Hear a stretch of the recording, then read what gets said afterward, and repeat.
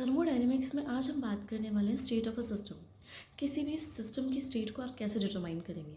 तो मैंने आपको पहले भी बताया था कि थर्मोडायनेमिक्स में हम आइडियल गैस की बात करते हैं।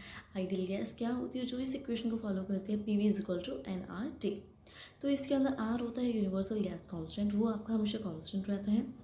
Pressure, pressure P, V for volume, N for moles and T for temperature. तो ये 4 वेरिएबल्स होते हैं।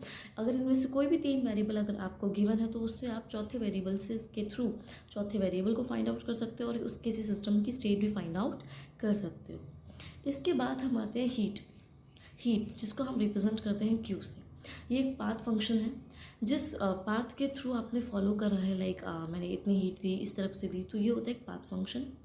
और एक इसकी इक्वेशन होती है Q is equal to MS delta T। Q for heat, M होता है मास, S होता है specific heat capacity. 1 gram gas का या 1 ग्राम मोल, 1 ग्राम बोल दीजिए, आप मोल मत लीजिए इसमें। 1 ग्राम गैस का टेम्परेचर 1 डिग्री सेल्सियस बढ़ाने के लिए जितनी हीट थी उसी को आप बोलते हो स्पेसिफिक हीट कैपेसिटी। लेकिन एक और वर्ड आता है जिसे आप बोलते हैं मोलर हीट कैपेसिटी। उसमें क्या होता है, 1 मोल गैस का टेम्परेचर 8 डिग्री सेल्सियस बढ़ाने के लिए आपने जितनी हीट दी उसे आप बोलते हैं आप उसकी मोलर हीट कैपेसिटी। इतना समझ में आ गया। और अगर सिस्टम ने हीट एब्जॉर्ब करी तो हीट को आप पॉजिटिव लेते हैं।